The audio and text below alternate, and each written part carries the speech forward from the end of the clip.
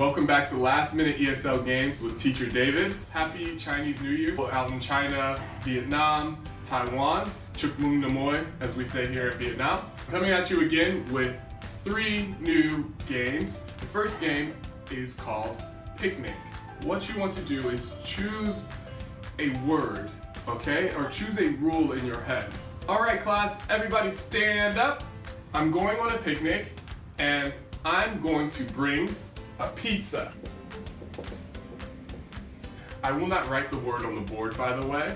I just want to show you so you can see the rule. All right, what are you going to bring, Jimmy?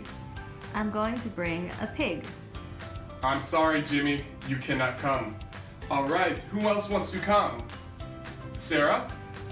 I'm going to bring a... Rabbit? I'm going to bring a rabbit. I just scratched my face. All right, yes, you can come. Okay, so I do not write the words on the board, but the students will start to pick up what is in common between pizza and rabbit. And maybe someone will figure out that it has the double letters. This is usually for an older, more advanced class. For a younger class, I might do something easier, like start with any word that starts with T. So I say, I'm going to bring tea. What are you going to bring, Jessica? I'm going to bring a turtle. Yes, you can come. What about you? I'm going to bring a teacher. Yes, you can come. I'm going to bring a table. Yes, you can come.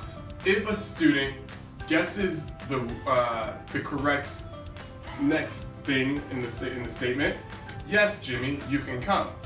Sit down. Okay? The first team that has everyone sitting down, they are the winners. Okay? So you want teacher to say, yes, you can come to my party. This I explained in the beginning of the game normally. Cool. This next game is called Killer Pizza.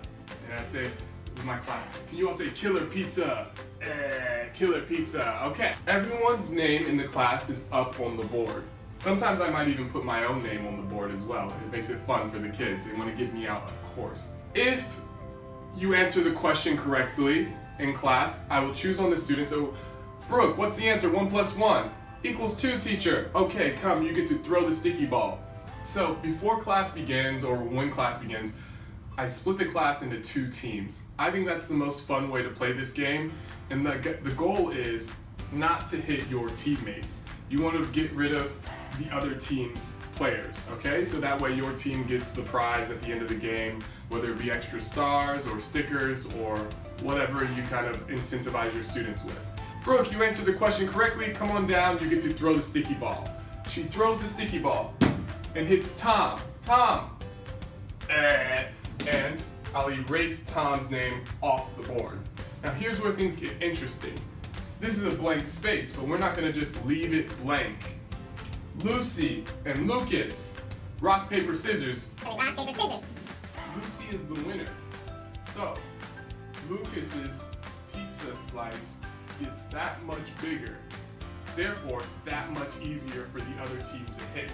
So, you ask another question to the class, and another student gets to come down and throw the sticky ball. Now, as you can see here, there's 2 blank squares, or there's 2 extra spaces that do not have students' names. And I like to add my own little rules, plus 5 points to this team, or a punishment, cha-cha-cha, for hitting this one. So they have to cha-cha-cha. All right, that's basically Killer Pizza. You ready for the last game? It's called 3 Live Grenades. Here's how it works. Have everyone in the class stand up. You can have them circle around the class or stand in a square. It doesn't really matter. Just make sure there's plenty of space in between all of the students.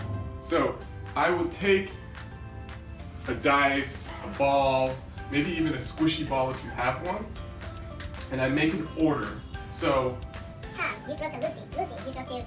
Jake, you throw to Alex. Alex, you throw to me. okay, remember who you throw to, okay? So let's try it with 1 ball. So they throw to the people that they're supposed to throw to. But if anyone drops the ball, sorry, they missed the ball, they have to ask a question, okay? Ask an English question. this is usually easy the first time around for older children. Usually you get past one ball. So then you add a second ball. So Lucy passes to Alex or Ben or Tom.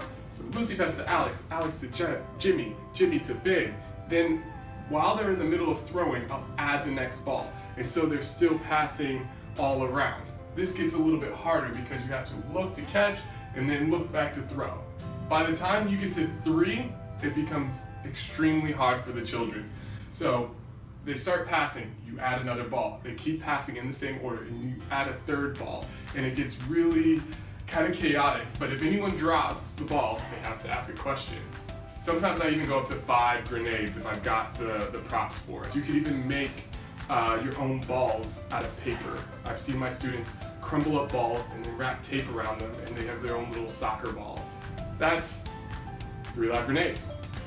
Thank you guys so much for tuning in again this week. I really appreciate all the comments, all the shares that you guys have been doing. It really makes this job worth it, especially when I hear that you use the game in your class and your children loved playing it. So keep it coming and I will keep the games coming. Have a great Chinese New Year and a great February, and I'll see you next week.